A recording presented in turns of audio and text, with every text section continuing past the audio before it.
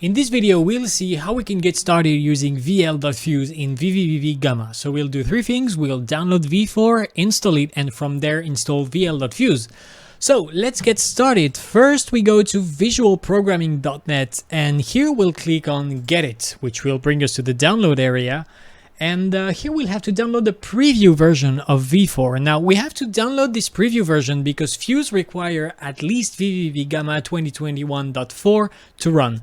So because this version is still in the preview state for now, we have to download a preview. So we click on download preview and we get the latest build that is available and save the installer.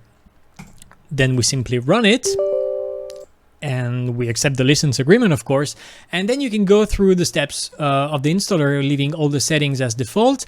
And I'll stop the recording for now and come back once this is finished because it might take a while. Okay, so now that the installer has finished its job, we can leave this box ticked and click on Finish, which will obviously start vvvv Gamma. And the next step will be to install VL.Fuse and briefly have a look at one of the help patches to show you how you can get started using the library. So we'll give v4 a few seconds to compile and initialize. Shouldn't be too long.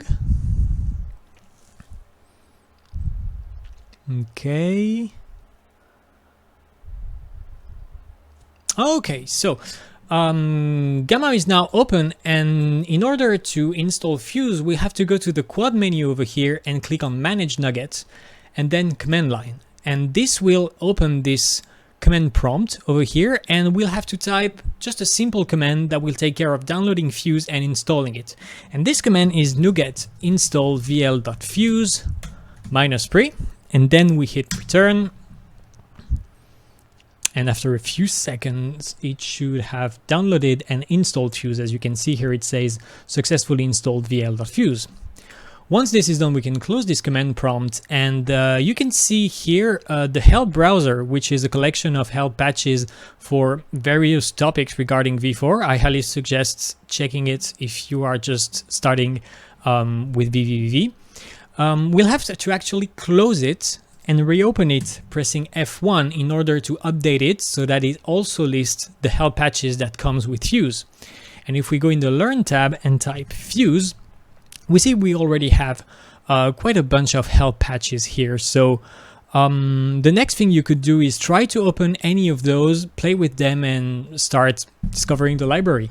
So thank you for following this video. All the commands and links and other useful resources will be included in the video's description, so don't hesitate to check those out, and see you in the next one. Bye.